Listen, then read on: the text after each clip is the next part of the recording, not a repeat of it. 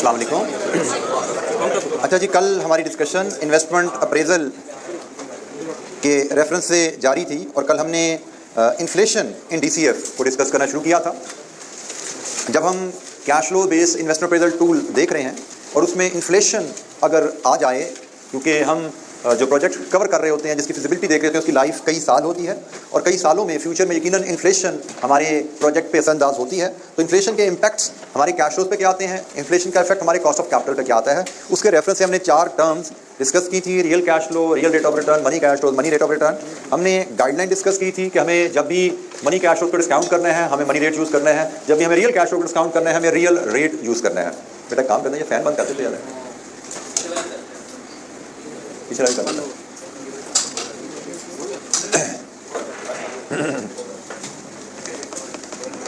चले, thank you बेटा। Money cash flows को मनी रेट पे, रियल कैश फ्लोज को रियल रेट पे डिस्काउंट करना, ये हमने प्रिंसिपल डिस्कस किया था। उसके रेफरेंस से हमने एक इलस्ट्रेशन 28 डिस्कस की थी। तो कल के लेक्चर से, कल जो पॉइंट्स हमारे कवर हुए उनसे कोई इशू, किसी पॉइंट पे आपको एक्सप्लेनेशन चाहिए, real cash flow, real rate of return, money cash flow, money rate of return, money का साइनोनिम नॉमिनल भी होता है, ये भी हमारी बात हुई थी। कोई सवाल?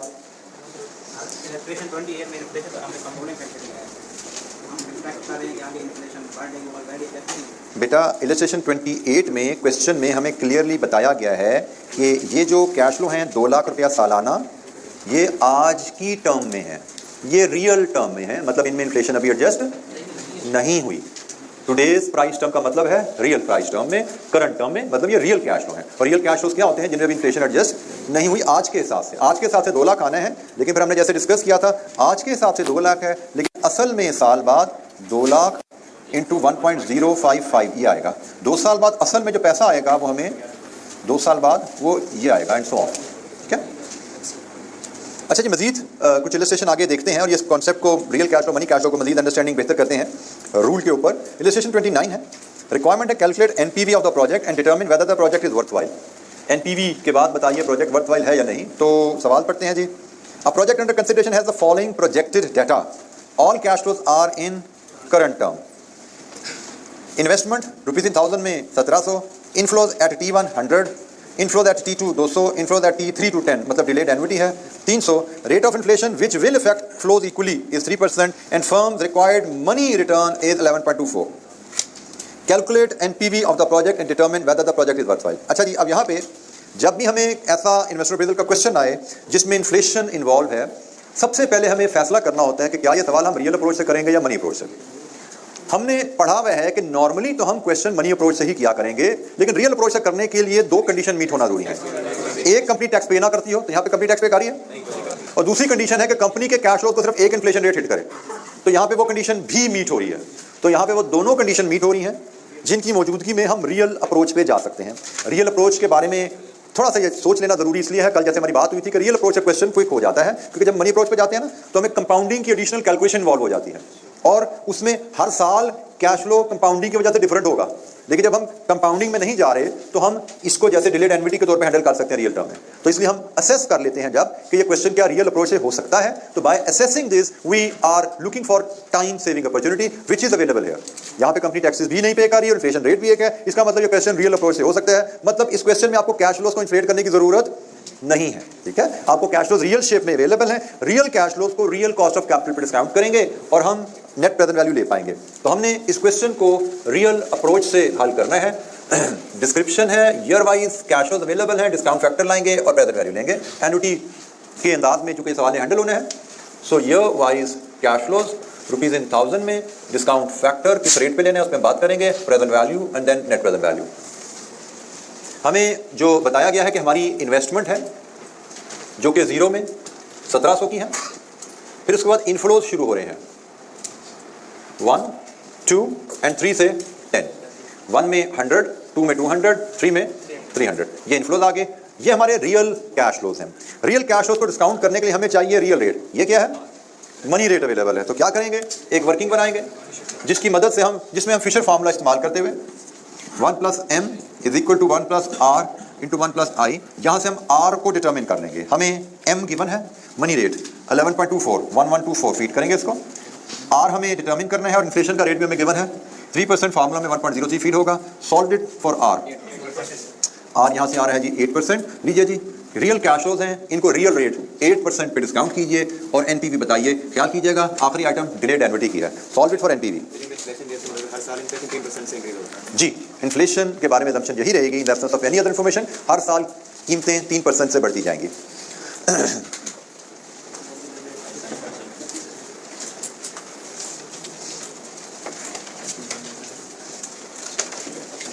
जी कंप्लीट कीजिए कैलकुलेशन, एनपीवी बताइए फिगर क्या आ रही है।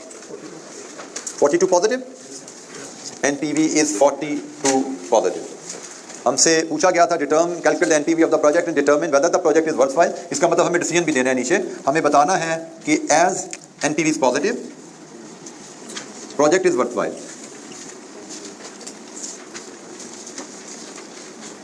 अक्सर हम लोग स्टूडेंट्स एनपीवी कैलकुलेट करके अगले पार्ट पे अगली कैलकुलेशन पे मूव कर जाते हैं। मेक श्योर आप रिक्वायरमेंट को फुली एड्रेस कीजिए। रिक्वायरमेंट में एनपीवी कैलकुलेशन भी है, रिक्वायरमेंट में आपका डिसीजन भी है, तो शायद आखिरी डिसीजन ये एक सेंटेंस लिखने हैं हाफ लाइनर, एक नंबर या आधा नंबर इसका भी है, और ये सबसे आसान नंबर होते हैं सवाल में। अगर आप इसको पिक ना करें, इसको लूज करके चले जाएं, तो बड़े सबसे आसान 3 सवाल के नंबर आप लूज करके जा रहे हैं। तो read the question carefully, requirement को ध्यान से पढ़िए। आगे चलने से पहले मेक श्योर कि आपने उसके हर हिस्से को अटेंड कर लिया है, क्योंकि अक्सर रिक्वायरमेंट में एंड एक या 2 दफा आ जाता है, तो रिक्वायरमेंट के 2-3 हिस्से बन जाते हैं। जरूरी नहीं कि एग्जामिनर पार्ट 1, पार्ट 2, पार्ट 3 करे, वो एंड के साथ ही एक ही लाइन में 2-3 हिस्से बना देता है। 1000 में डाटा है, I can see there are few students who are writing figures in decimals. मैंने बताया हुआ है कि मिलियंस में डाटा हो तो डेसिमल में जाइए, 1000 में डाटा है तो डेसिमल ना लगाइए, राउंड ऑफ कर दीजिए फुल डिजिट में। You can be efficient, you can save your time. अक्सर लोग इन छोटी छोटी बातों का ख्याल नहीं रखते, जिससे अननेसेसरली आपका टाइम भी लगता है और एरर रेट भी बढ़ जाता है। सो ये छोटी छोटी बातें रजिस्टर कर लिया कीजिए और अपनी प्रैक्टिस में फ़ौरन ले आया कीजिए, ताकि आपकी आदतन ये चीज़ें पक्की हो जाएं। जी सही, जो रियल कैश फ्लोज का मतलब ये है कि आज की टर्म में कैश फ्लोज, तो वो तो पहले ही हमारे पास आज की टर्म में यानी कि 2 डेज पे पड़े हैं ना, तो सिर्फ इन्फ्लेशन के फर्क के साथ आज की टर्म में है। लेकिन हमने कल डिस्कस किया था कि बेसिकली देयर आर 3 फैक्टर्स। ये प्रेजेंट वैल्यू नहीं है, this is not present value. Present value होती है कि फ्यूचर कैश फ्लोज में से आर डिडक्ट करो, और आर क्या है? Inflation, uncertainty, opportunity to invest. ये आज की टर्म में कैश फ्लोज है, मतलब इसमें फ्यूचर कैश फ्लो में से सिर्फ इन्फ्लेशन निकली हुई है, सिर्फ इन्फ्लेशन माइनस हुई है, ये प्रेजेंट वैल्यू नहीं है। फ्यूचर कैश फ्लो में से इन्फ्लेशन, अपॉर्चुनिटी टू इन्वेस्ट और रिस्क, इन 3 का नुमाइंदा आर माइनस करें तो प्रेजेंट वैल्यू आती है। लेकिन फ्यूचर कैश फ्लो में सिर्फ आई माइनस करें तो रियल वैल्यू आती है। हमें रियल वैल्यू गिवन है, ये प्रेजेंट वैल्यू नहीं है। जी एनी क्वेश्चन? अच्छा जी, एक स्टेप और आगे चलते हैं, इलस्ट्रेशन 30 देखते हैं। रिक्वायरमेंट इसकी भी सेम है, valuate the project assuming that machine has a life of 5 years and scrap value of 100,000।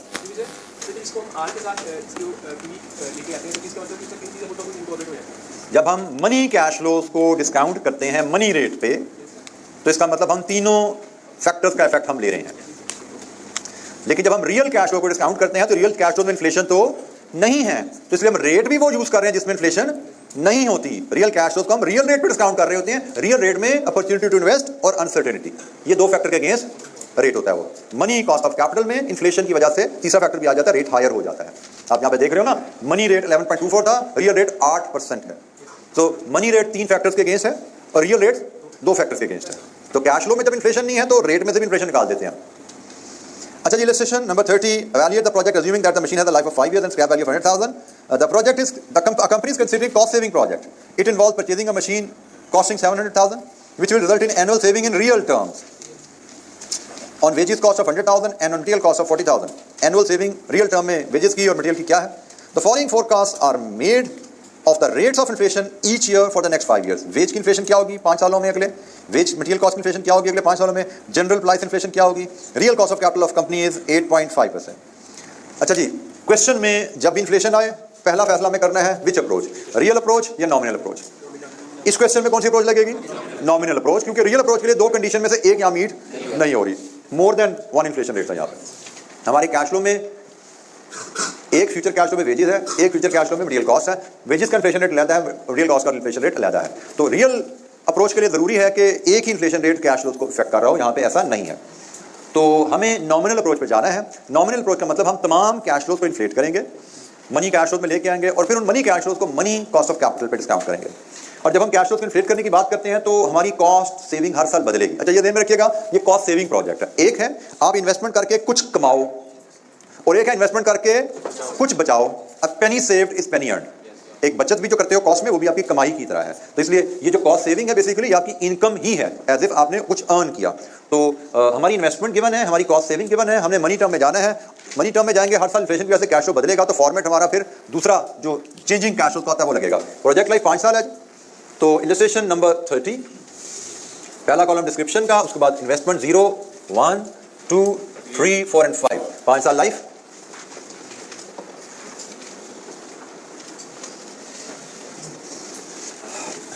अच्छा, जिसको हम रुपीज में ले लेते हैं, लाखों में इन्वेस्टमेंट है, तो मिलियन में इन्वेस्टमेंट तो रुपीज 1000 में जा सकते हैं, गाइडलाइन है। यहाँ पे भी रुपीज 1000 कर सकते हैं, लेकिन फिलहाल मैंने कहा चले हम रुपीज में लेके चलते हैं। हमारी इन्वेस्टमेंट से रिलेटेड कैश फ्लोज हैं, हमारी वेज कॉस्ट सेविंग है और हमारी मटेरियल कॉस्ट सेविंग है। यहाँ से हम नेट कैश फ्लोज लेंगे, फिर हम डिस्काउंट फैक्टर लाएंगे। क्या डिस्काउंट फैक्टर होगा उस पर बात कर लेंगे। फिर हम present value and then net present value. अच्छा जी, इन्वेस्टमेंट के बारे में वी आर क्लियर कि ये तो भाई जीरो में आउटफ्लो आता है। फिर इन्वेस्टमेंट रिलेटेड हमारा एक और कैश फ्लो है residual value. Residual value 1 lakh 5 साल बाद। अच्छा, यहां पे एक वर्ड और सुन लीजिएगा, जो तो होते हैं ना प्रेजेंट के कैश फ्लोज। प्रेजेंट के cash flows real term money term एक बराबर होती है, क्योंकि इन्फ्लेशन तो सिर्फ फ्यूचर में इफेक्ट होती है ना। तो रियल और मनी टर्म में फ्यूचर कैश फ्लो में फर्क होता है। प्रेजेंट में जीरो में आज रियल और मनी बराबर होते हैं। तो ये बेशक आज की कीमत है, बट ये मनी टर्म में कीमत है। हमें 7 लाख पे करके मशीन आज खरीदनी है। इसके बारे में उसने क्लियरली कह दिया ये दोनों रियल है। इसके बारे में क्वेश्चन ने कुछ बताया, क्या ये रियल है या मनी है? Question is silent.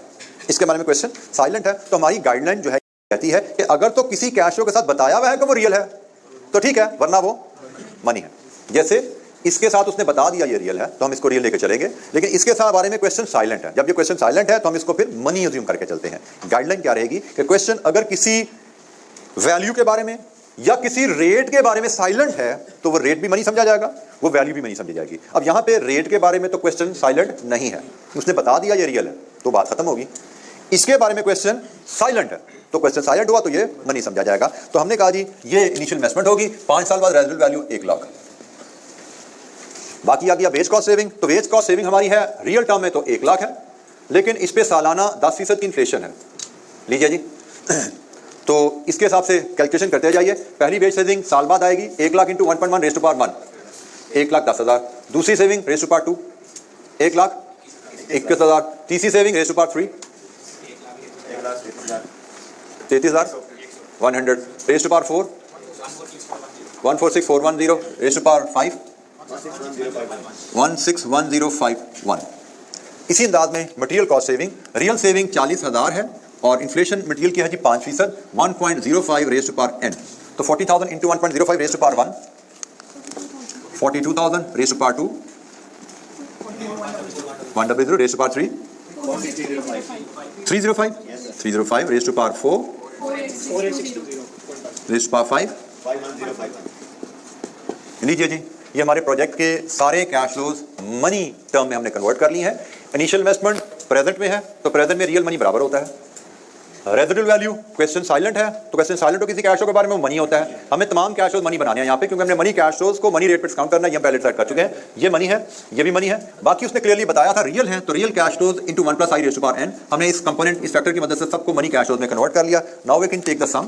0 में 7 लाख का आउटफ्लो, 1 में 152 का इनफ्लो, 2 में 165,100 इनफ्लो, 3 में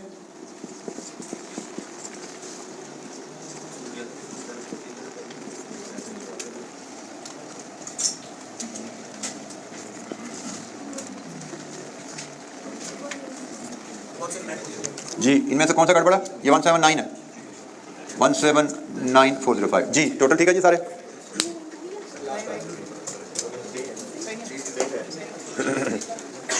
हमारे पास नेट कैश फ्लोज आ गए, सारे कैश फ्लोज मनी टर्म में है। अब इनको डिस्काउंट कर लिया है, करने के लिए हमें मनी कॉस्ट ऑफ कैपिटल चाहिए। क्वेश्चन में हमें अवेलेबल है रियल कॉस्ट ऑफ कैपिटल, हमें आर अवेलेबल है, हमें एम चाहिए। हम फिशर फार्मूला इस्तेमाल करेंगे, वर्किंग 1 हम फिशर फार्मूला इस्तेमाल करने चलते हैं। हम फिशर फार्मूला के तहत 1 + m is equal to 1 + r into 1 + i। अच्छा, यहाँ पे हमें अब m वर्कआउट करना है। r की वैल्यू गिवन है, कितनी है यार?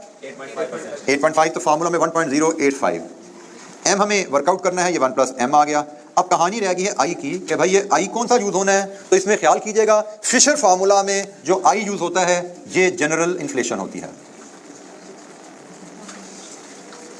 फिशर फार्मूला में जो आई यूज होता है ये जनरल इन्फ्लेशन होती है, जनरल इन्फ्लेशन का रेट होता है। और जनरल इन्फ्लेशन के रेट को आप एक तरह से एवरेज इन्फ्लेशन समझ सकते हो आसानी के लिए, क्योंकि बात का क्वेश्चन में हो सकता है आपको जनरल इन्फ्लेशन ना दी जाए, तो आपको पता होना चाहिए हमें फिशर फार्मूला में इस्तेमाल के लिए जनरल इन्फ्लेशन चाहिए। अगर क्वेश्चन में अवेलेबल है, जैसे यहाँ पे अवेलेबल है, यूज कर लो। अगर यहाँ पे अवेलेबल ना होती तो क्या करते? एवरेज। जो इन्फ्लेशन अवेलेबल है उनकी एवरेज ले लेते।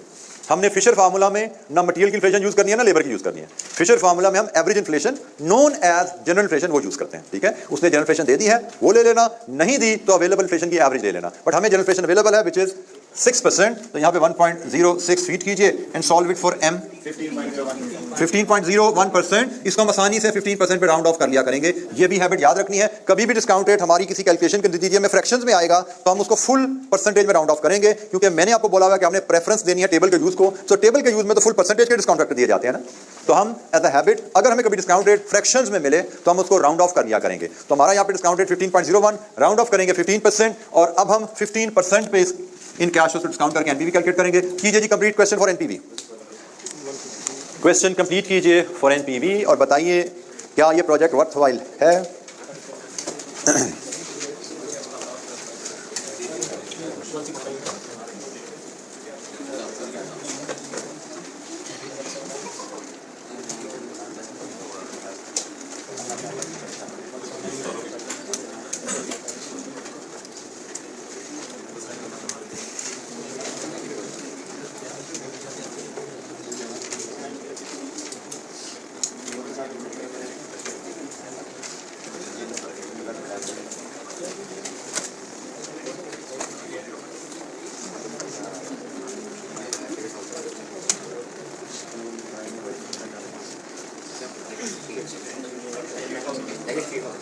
कितनी थी?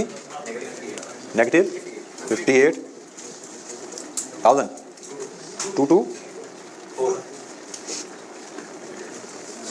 वेरीफाई कीजिए कैलकुलेशन। नेगेटिव 58,224 हमसे पूछा गया था कि एवेल्यूएट द प्रोजेक्ट।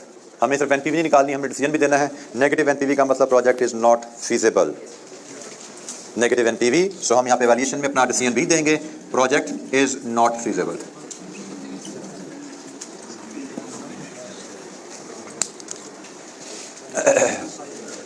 तो इन्फ्लेशन से डील करना, real cash flows, money cash flows, real rate, money rate, उसको कैसे हैंडल करना है हमने कैश फ्लोज बेस्ड टूल के साथ उस पर बात हुई। तो कोई सवाल?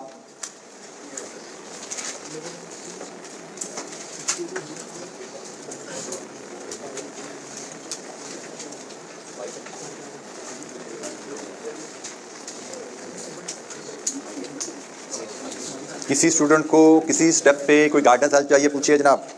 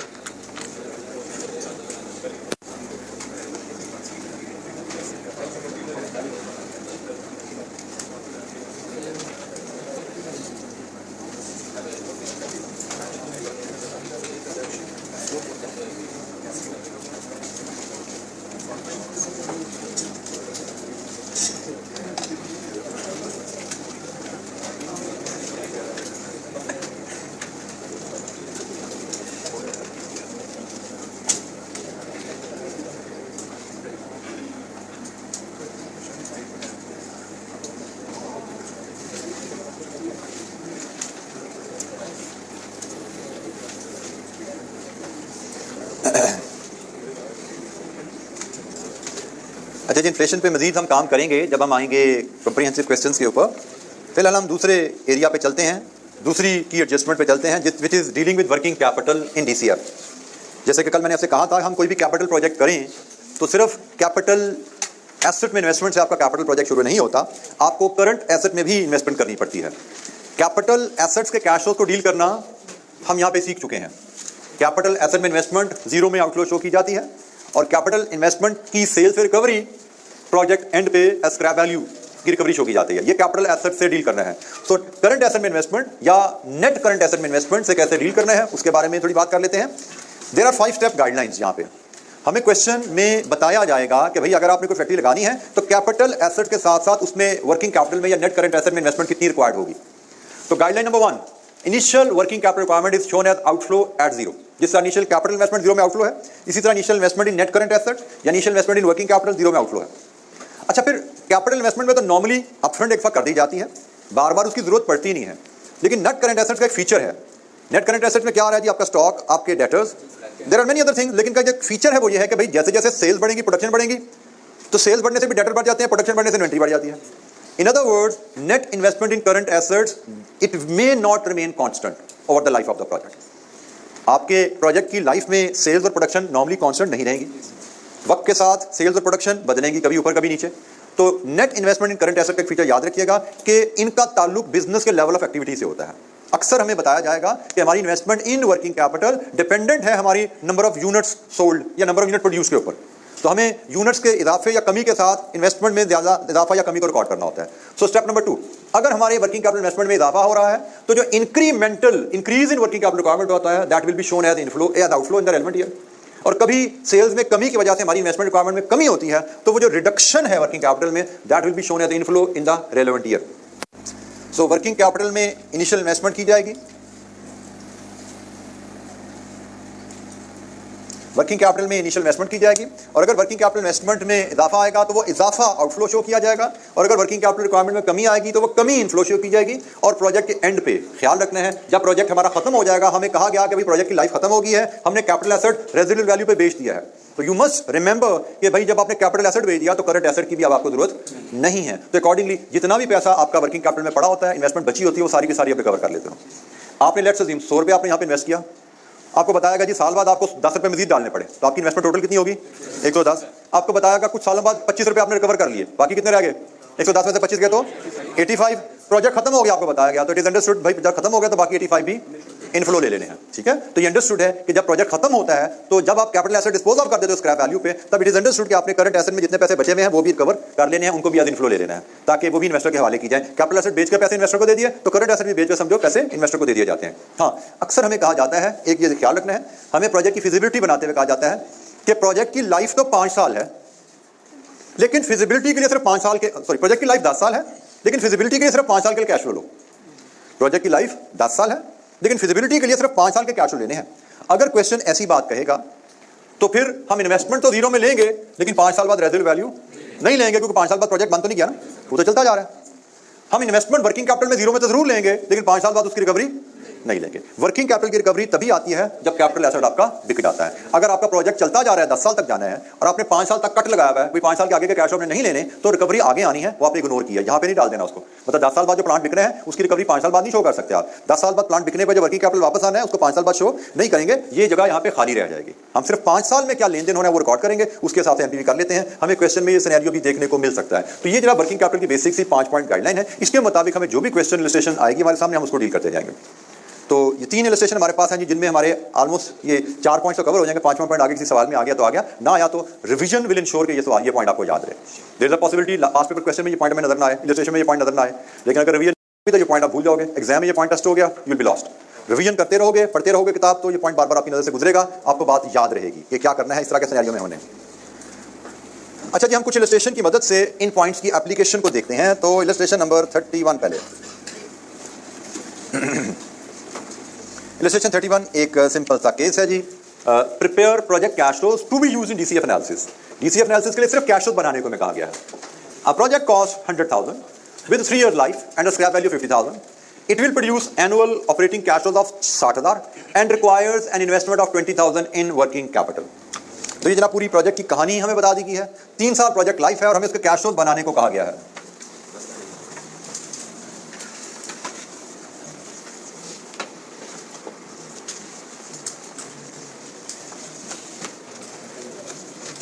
वर्किंग कैपिटल कैश फ्लोज जब भी आएंगे, इन्वेस्टमेंट आनी है, रिकवरी आनी है, तो हम उसको कैसे डील करेंगे? Let's draw the format. Description 0, 1, 2 and 3, ये प्रोजेक्ट लाइफ हमारी। हमें कैपिटल इन्वेस्टमेंट की कहानी बताई गई है। 0 में इन्वेस्टमेंट है 100,000 की, 3 साल लाइफ और 3 साल बाद रिकवरी है 50,000 की। सो कैपिटल इन्वेस्टमेंट के 2 कैश फ्लोज होते हैं, एक 0 में इन्वेस्टमेंट और एक प्रोजेक्ट एंड पे रिकवरी। तो ये दोनों कैश फ्लो हमने कवर कर लिए।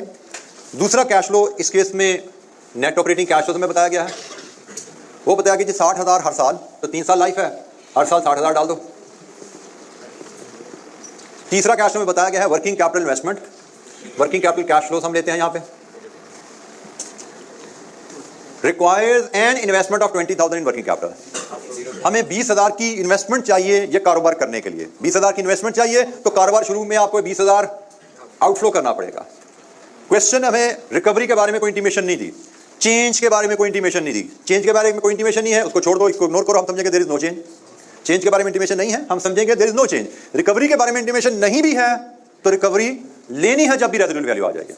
क्वेश्चन रिकवरी के बारे में अक्सर साइलेंट रहता है, बट हमने पॉइंट नंबर 4 और पॉइंट नंबर 5 जो पढ़े हैं उसके मुताबिक रिकवरी को डील करना है कि अगर कैपिटल एसेट रिकवर हो गया है तो भाई वर्किंग कैपिटल में जो पैसा डाला था वो भी रिकवर करना है। नीचे चीजें हमारे नेट कैश फ्लोज जिसके ऊपर हम फिजिबिलिटी करते हैं 1, 20,000, 60,000, 60,000 एंड ये बन गया 130,000। ये हैं जी प्रोजेक्ट कैश फ्लोज जिनको हम आगे कोई भी टूल अप्लाई कर सकते हैं। एनपीवी करना है, आईआरआर करना है, पेबैक करना है, कोई भी टूल अप्लाई करना हो, इन कैश फ्लोज को हम आगे अप्लाई कर सकते हैं। जी बेटा, वर्किंग कैपिटल में जो हमने दोबारा इन्वेस्टमेंट की 20,000 की, दोबारा नहीं की, वर्किंग कैपिटल में इन्वेस्टमेंट की है। दोबारा कहाँ था? पहली दफा कब की थी? मतलब कॉस्ट है ना, प्रोजेक्ट कॉस्ट 1 लाख। बेटा वो प्रोजेक्ट कॉस्ट कैपिटल कॉस्ट समझिए उसको, दोबारा नहीं की। वो इनिशियल कैपिटल इन्वेस्टमेंट उसको मैंने ट्रीट किया है और वर्किंग कैपिटल में 20,000 की इन्वेस्टमेंट ट्रीट की है। वो कैपिटल एसेट में इन्वेस्टमेंट है और ये नेट करंट एसेट में इन्वेस्टमेंट है। ये 20,000 के लिए यूज़ किया गया, जो हमने 20,000 एंट्री कवर किया। नहीं बेटा, हाँ वो मैंने यहाँ at the end of the project all investment remaining the working capital should be shown as inflow, वो मैंने ये पॉइंट यूज़ किया। ये तो मैंने तब कहा जब प्रोजेक्ट कंटिन्यू रहे। हमारा प्रोजेक्ट तो खत्म हो गया ना, जब प्रोजेक्ट में रिकवरी आ गई ना, ये रेजिडुअल वैल्यू, स्क्रैप वैल्यू आ गई, इसका मतलब प्रोजेक्ट खत्म हो गया। ये तो है कि बाद का कहते हैं प्रोजेक्ट 10 साल चलना है, लेकिन आप 5 साल के ऊपर फिजिबिलिटी करो, मतलब 5 साल के कैश फ्लो लेके फिजिबिलिटी कर दो, प्रोजेक्ट में 10 साल चलना है। तो उस केस में कैपिटल एसेट डिस्पोज ऑफ नहीं होगा 5 साल बाद, उसकी स्क्रैप वैल्यू नहीं आएगी। उस केस में वर्किंग कैपिटल की भी रिकवरी नहीं आएगी। जी एनी क्वेश्चन? लेट्स सपोज हमने 1 लाख की मशीन ली है, कोई मशीन, तो वो 20,000 के उससे रिलेटेड ही कोई चीज और ली होगी। रॉ मटेरियल लिया होगा भाई, फिनिश गुड खरीदी होगी बेचने के लिए। Net investment in current assets, working capital investment से मुराद है net investment in current assets.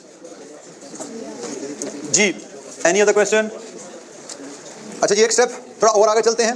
Illustration 32 में इसमें वर्किंग कैपिटल रिक्वायरमेंट अब बदल रही है। जैसे मैंने कहा था practically working capital requirement constant नहीं होती।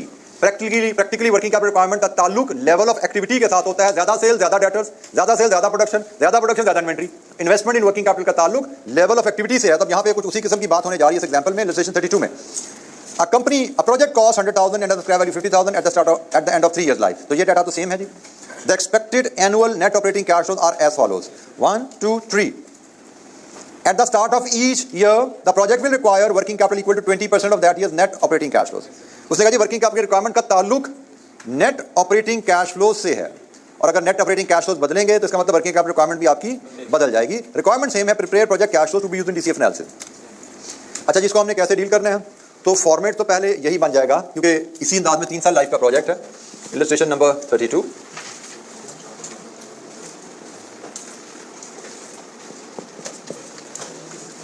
कैपिटल इन्वेस्टमेंट की बात, 0 में 1 लाख की इन्वेस्टमेंट, 3 साल बाद 50,000 की रिकवरी, फिर नेट ऑपरेटिंग कैश फ्लोज हर साल बदल रहे हैं। पहले साल 30,000, दूसरे साल 50,000, तीसरे साल 40,000, और फिर वर्किंग कैपिटल कैश फ्लोज। अच्छा इस केस में वर्किंग कैपिटल कैश फ्लोज की रिक्वायरमेंट उसने हमें एज एब्सोल्यूट फिगर नहीं बताई। जैसे पिछले केस में उसने कह दिया था वर्किंग कैपिटल में इन्वेस्टमेंट हमें 20,000 रुपए की चाहिए, यहां पे उसने कहा जी एब्सोल्यूट नहीं, ऑपरेटिंग कैश फ्लोज की परसेंटेज बता दी है। इसका मतलब ये वर्किंग हमें बना के वहां से फिगर निकालनी पड़ेगी। तो वर्किंग कैपिटल कैश फ्लोज के लिए वर्किंग 1 बनाएंगे, जहां से ये वैल्यू लाएंगे और फिर हमारे नेट कैश फ्लोज यहां पे कंप्लीट हो पाएंगे। तो अब ये वर्किंग हम बनाते हैं, ये की वर्किंग है जी। नॉर्मली हमें वर्किंग कैपिटल कैश फ्लोज के लिए वर्किंग बनानी पड़ा करेगी। एग्जाम में बड़ा रेयर होता है कि कांस्टेंट रिक्वायरमेंट आए, चेंजिंग रिक्वायरमेंट दी जाती है। उस चेंजिंग रिक्वायरमेंट के लिए जो वर्किंग हम सीखेंगे यही एंड तक एग्जामिनर क्वेश्चन में चलने जा रही है।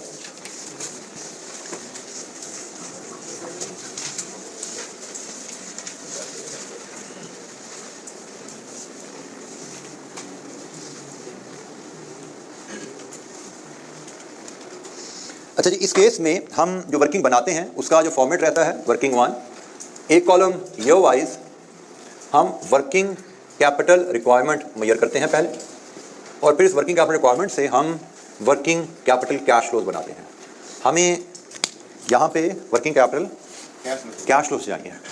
कैश फ्लोज रिक्वायरमेंट को पूरा करने के लिए कब कितनी जेब में पैसा आएगा या जाएगा, ये है जी वैल्यूज जो हमें चाहिए अपने डीसीएफ एनालिसिस के लिए। अच्छा जी, क्वेश्चन हमें बता रहा है, ये जुमला अगर हम अपने सामने ले आए जरा,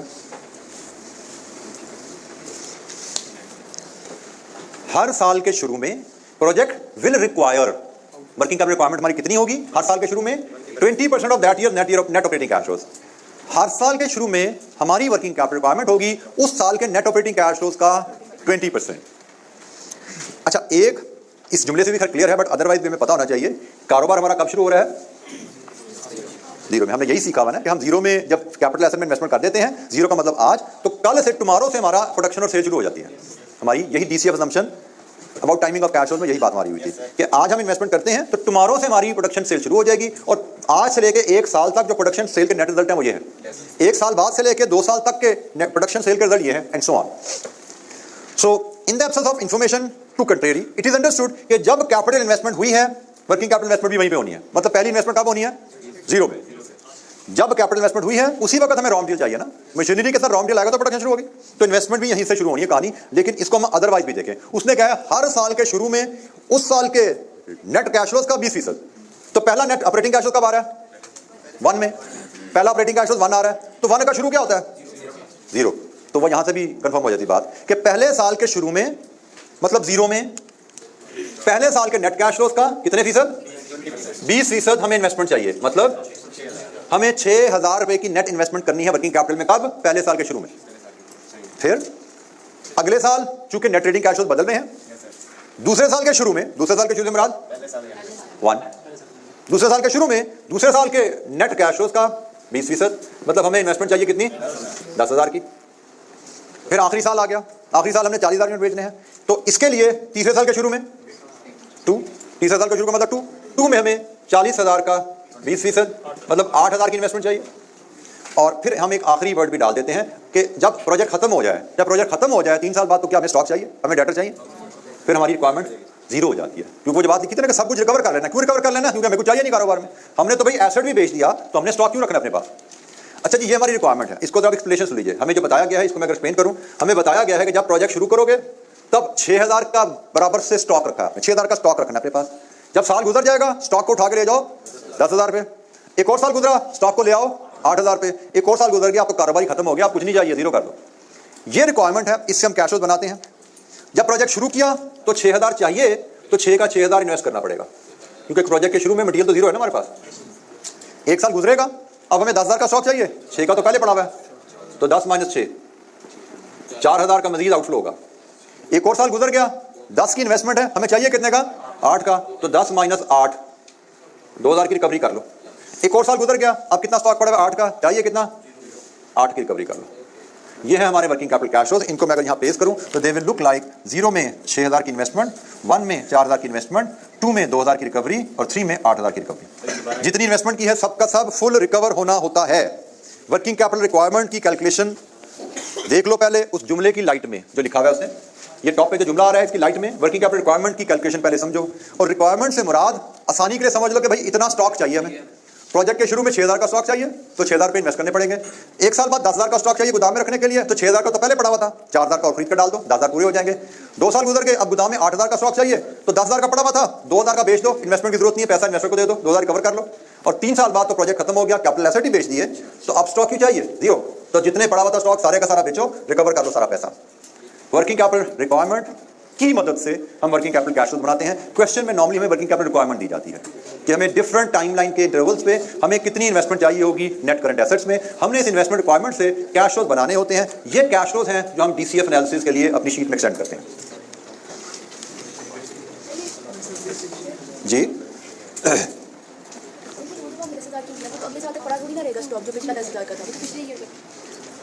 आप किसी दुकान में जाते हो तो वहां पे कभी आपने दुकान को खाली देखा है?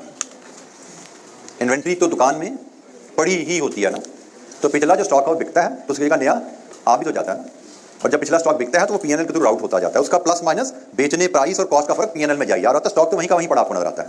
ठीक है,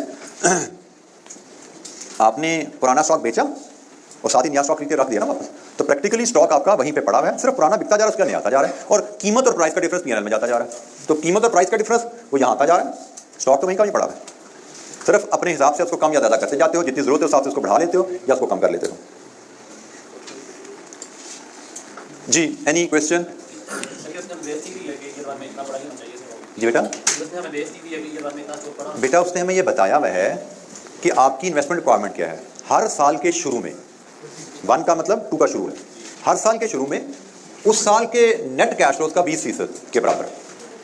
तो आप नेट कैश फ्लोज है, ये नेट कैश फ्लोज जिस साल के हैं उस साल के शुरू में 20%, ये पहले साल का कैश फ्लो है तो पहले साल के शुरू में 20%, ये दूसरे साल का कैश फ्लो है दूसरे साल के शुरू में 20%, ये तीसरे साल के कैश फ्लो है तीसरे साल के शुरू में मतलब 2 में 20%। तो 0, 1, 2 में आपको क्या स्टॉक लेवल चाहिए, क्या इन्वेस्टमेंट लेवल चाहिए नेट करंट एसेट में। स्टॉक तो मैं आसानी के लिए कह रहा हूं, अदरवाइज ये नेट इन्वेस्टमेंट एसेट है, इसमें डेटर्स भी आ जाते हैं, सब कुछ आ रहा है। तो ये आपकी नेट इन्वेस्टमेंट रिक्वायरमेंट है। शुरू करोगे 6000, साल बाद इसको 10,000 पे ले जाना, 2 साल बाद इसको 8,000 पे ले जाना। तो भाई इस रिक्वायरमेंट को पूरा करने के लिए शुरू में आपको 6000 इन्वेस्ट करना पड़ेगा, 1 साल बाद आपको इसको बढ़ा के 10 पे ले जाना है, तो 6 तो पिछले साल ही डाल दिया था, 4 मजीद डाल दो। अब आपकी इन्वेस्टमेंट लेवल 10,000 पे खड़ी है, एक और साल गुजरा, अब आपको 8,000 की इन्वेस्टमेंट चाहिए, तो इसमें से 2 माइनस कर लो, रिकवर कर लो, 2 का इनफ्लो ले लो। अब 3 साल बाद तो प्रोजेक्ट ही खत्म हो गया, you don't need any investment, जितना पड़ा हुआ सारा रिकवर कर लिया। तो ये आपने इन्वेस्टमेंट की है और ये उसकी रिकवरी आ गई है, जितनी इन्वेस्टमेंट की है उतनी रिकवरी की हुई है, बराबर जितना पैसा डाला था बाय द एंड सारा रिकवर करना होता है। This is understood. इस बारे में एग्जामिनर में भी साइलेंट, जैसे इस केस में एग्जामिनर साइलेंट है, उसने कहा नहीं है कि 3 साल बाद पैसे रिकवर करो, बट हमें ये पता है कि जब प्रोजेक्ट खत्म हो गया तो ये पैसा रिकवर होना ही होना है, ये अंडरस्टूड है। तो ये हमारे प्रोजेक्ट कैश फ्लो यहाँ से बन के 1,06,000, 26,000, 52,000 और ये बन के 98,000। ये प्रोजेक्ट कैश फ्लो है। आगे जो मर्जी टूल लगा लीजिए इन पे, पेबैक का, एनपीवी का, आईआरआर का। जी बेटा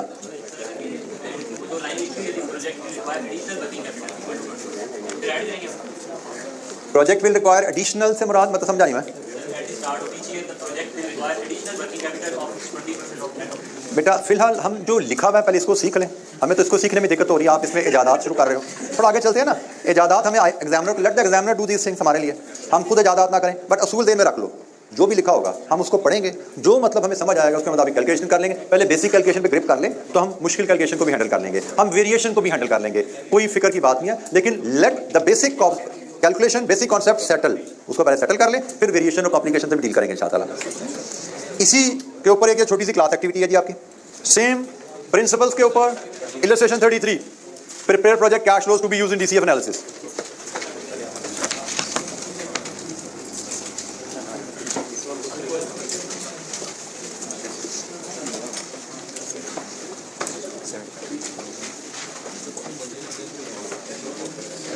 डाटा बदल गया और 1 साल ऐड हो गया, 3 साल की जगह 4 साल की लाइफ हो गई इलस्ट्रेशन 33 में।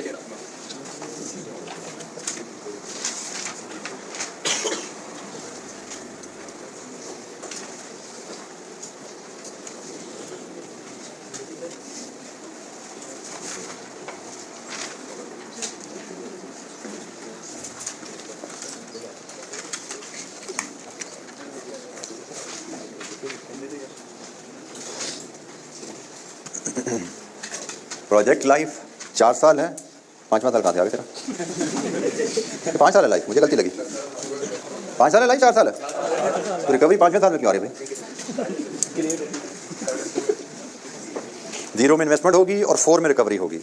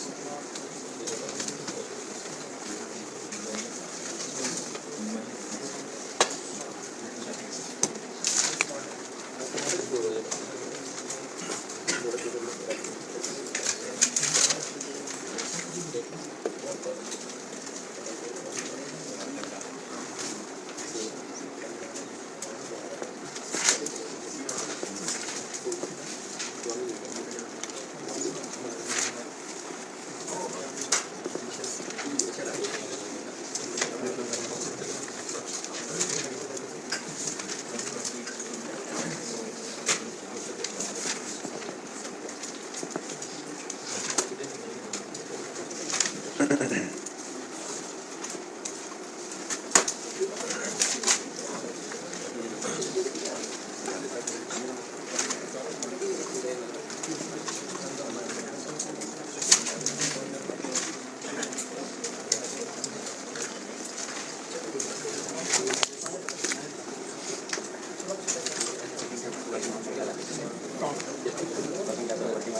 जनाब, वर्किंग कैपिटल कैश फ्लोज क्या आ रहे हैं?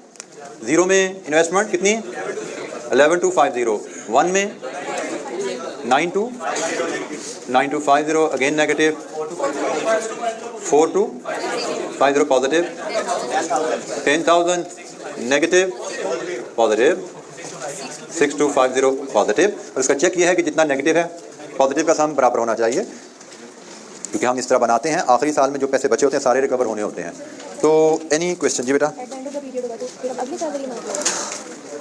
Eight the end of the period होगा तो 1 का मतलब फिर 1 में आपको इन्वेस्टमेंट करनी है, अमाउंट वही रहेगी, इन्वेस्टमेंट 1 में आ जाएगी। यहाँ पे बदल जाएंगी चीज़ें।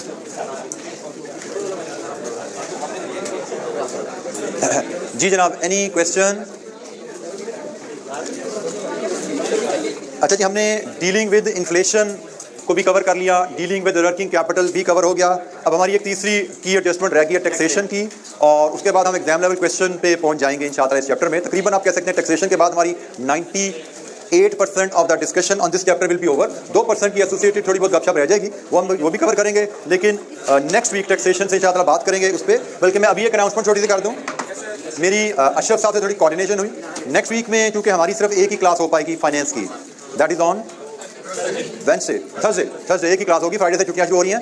तो अशरफ साहब हैज़ बीन काइंड इनफ कि ईद के बाद जब हम शुरू होंगे क्लासेस, तो जो नेक्स्ट ईद के बाद जो वीक होगा वो सारी की सारी एक या दो जितनी भी क्लासेस होंगी या 4 होंगी या 5 होंगी, जितनी भी हम सारी फाइनेंशियल की होंगी। तो ईद के बाद वाले वीक में हम मैनेजरियल की क्लासेस नहीं लेंगे, हम वो पूरा वीक फाइनेंशियल की क्लासेस लेंगे जो भी गजटेड हॉलीडेज अनाउंस होंगी उसके बाद से। ठीक है जी, थैंक यू, अस्सलाम वालेकुम।